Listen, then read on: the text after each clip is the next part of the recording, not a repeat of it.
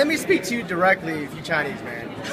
Our parents beat us to get good grades for a reason, because they want us to be successful. They want to drill home, if you don't have an education, no one will hire you. If no one hires you, you have to make no money. If you make no money, you can be in poverty. No one wants their kids in poverty. That's why we beat it into them, make it happen. I get that. That's just the hard loving. But you know what? If you get the good grades, if you educate yourself, who says you can't be your own boss? I mean, think about it. You got a 4.0 GPA, perfect English, awesome in math. Why can't you just build systems to help build water wells? Why can't you be the next internet marketing sensation that helps people not have foot problems? Why can't you? Who says your income has to come from someone else? Why can't you create your own economy? So when we're always worried about when's the next job coming, I've been laid off twice. 2 major companies laid me off because just bad years, bad numbers. Why can't we be the employers to give people jobs? Some people want a job. That's cool. But when you give a job, you give your time, and your time has a value. And if you really believe you're only worth $50 an hour, you need to check yourself. I'm speechless. So again, guys, if you're watching this, whether again you're coming from an Asian American background or you're in college or a recent grad and you're in a major where you're just not satisfied, you're not feeling fulfilled, and you just don't want that cubicle lifestyle where you're just going to be an engineer, crunching numbers all day, there is a new possibility. Lawrence Tam has done it. Show him the ring. This ring. For those Asian Americans who like proof, right here, this ring is worn by those who have made $1 million or more in this business. So he's done it. You can do it too. Hi, my name's PJ, and welcome to our short presentation. Have you ever wondered how the rich keep getting richer while broke people stay broke and the middle class seems to be shrinking? Well, this isn't nearly as mysterious as it may appear when you examine the specific differences in how broke people, the middle class, and the rich spend their money. Now, this is such a simple concept, yet so profound, it nearly knocked me out of my chair when I finally understood it. I'm going to show you exactly how the rich spend their money, and you can evaluate for yourself why they keep getting richer and the broke keep getting broker, and why the middle class remains so stressed out. Now, to get started, I'd like to review some financial terms we'll be using during this presentation. The terms that you need to be familiar with are cash flow, which means money you bring in, expenses, which means money you spend, assets. Now, this is the most confusing one. You're probably familiar with the traditional definition of an asset, which is something you own or have equity in. However, back in the 1990s, Robert Kiyosaki introduced us to a new definition of an asset in his groundbreaking Rich Dad, Poor Dad series of books. Robert taught us that an asset is something that pays you, and that's the definition we'll be using here. Liabilities is the last term, and it's defined as things that cost you money. As an example, a house is typically viewed as an asset. But can it actually be a liability? Yes. With our revised definition, anything that costs you money is a liability, not an asset. If you have a mortgage, your house is an asset to your banker because it pays him or her every month. But could a house also be considered an asset to you? Yes, in the right circumstances it could, when it pays you money. Let's say you buy a house and you rent it out, and it paid you a positive cash flow every month after all expenses. That would then be considered an asset. Now, one more time with the terms, just to be very clear before we continue. Cash flow is money you make. Expenses, that's money you spend. An asset pays you, and a liability costs you. Now let's take a look at how broke people spend their money. Now, when I say broke people, I'm not referring to the destitute. I'm speaking about that large portion of our society that lives from paycheck to paycheck and who never seem to have any money. In fact, most times there's more month left at the end of their money, and I'm sure many of you can relate to that group. On payday, broke people buy what I'm going to call stuff. Well, what's stuff? Well, that's inexpensive things that people buy that they don't really need to survive. You go into someone's house and you can't find any counter or tabletop space in the whole house because of all the stuff on it. Their house and their cars are full and cluttered with stuff. Well, where do they get all this stuff? They buy it at the flea market, at the garage sale, at the dollar store, at the craft show. So cash flow comes in and then it goes straight out the expense column to buy stuff. You see, broke people never really educate themselves on assets and liabilities. They justify buying all of this stuff by claiming that it costs so little. But over the years, it's all they ever have. The problem is their cash flow never produced or created more cash flow. Now, please understand, I'm not undermining or taking any shots at this or any group.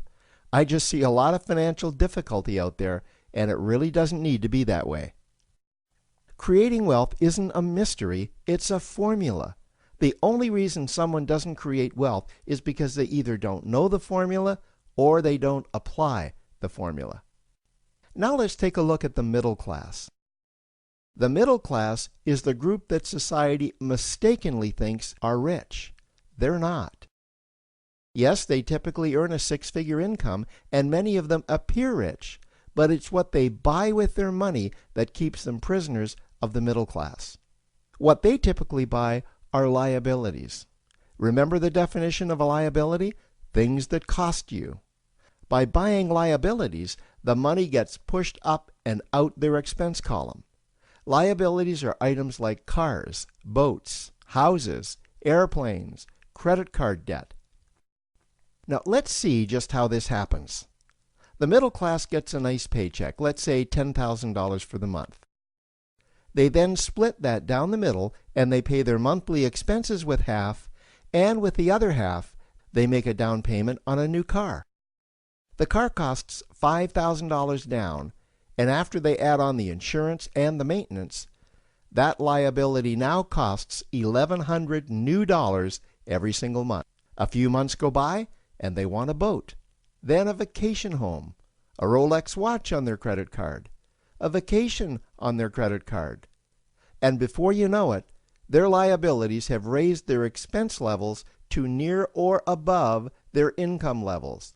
They actually spend equal to or more than they make. Meaning that they have to go to work and make a certain amount of money every single month just to cover their liabilities. The other important issue with both broke people and the middle class is that normally all of their cash flow is dependent on their own effort, meaning that they've educated themselves to exchange their knowledge and expertise for someone's money. Also, the money they earn is usually the highest taxed form of income. Here's an example. An attorney is knowledgeable about law, so people pay him or her in exchange for that knowledge on an hourly basis. The problem here is that if the attorney isn't sharing that knowledge with a client, then the attorney isn't making any money. This causes lots of stress and anxiety in their lives. And if you ever ask them to take an afternoon off to play golf with you, well, they very rarely can because of how much money it'll cost them to take that time off. On the surface, life's pretty good. The reality is that it's a roller coaster ride. That's the middle class. Now, I know this group very well because for a great deal of my adult life, that was me.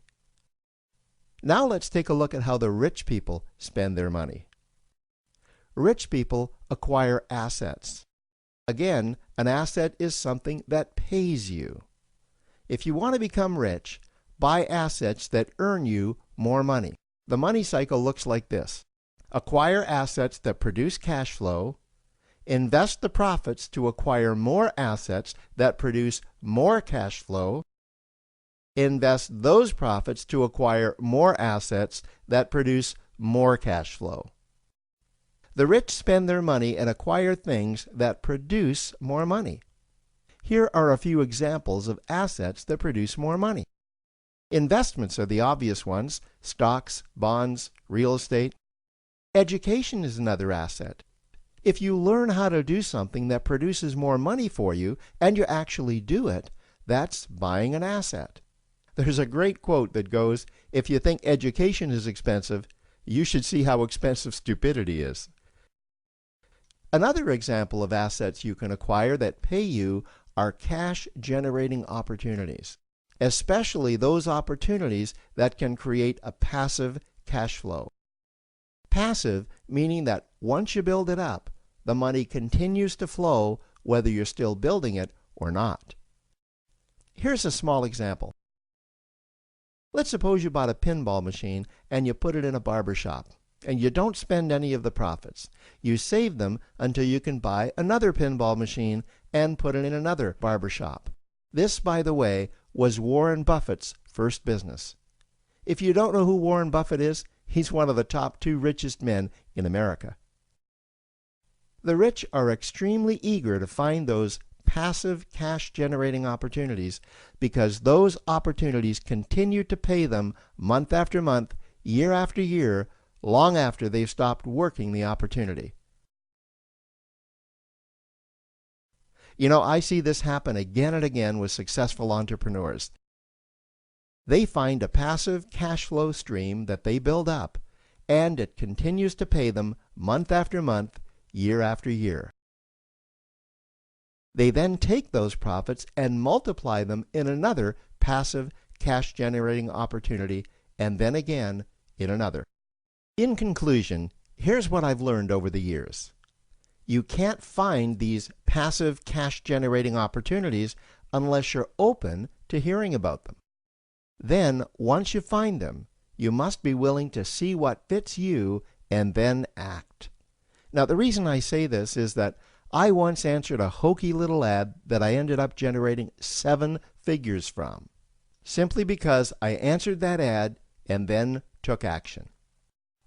These opportunities are out there. You just need to find them. You also must be opportunistic enough that when the right situation does present itself, you don't miss it. So remember, broke people buy stuff, the middle class buy liabilities, and the rich acquire assets, preferably cash-generating opportunities that can create passive cash flow. They then take that cash flow and invest it in another asset that produces more cash flow. That's the wealth creation formula. Now, I trust you found this introductory information helpful. Now, to learn about one of the greatest cash-generating machines on the planet, click on the link below to proceed to step 2. Don't ever let somebody tell you you can't do something. Not even me. All right? All right. You got a dream, you got to protect it. People can't do something themselves. They want to tell you you can't do it.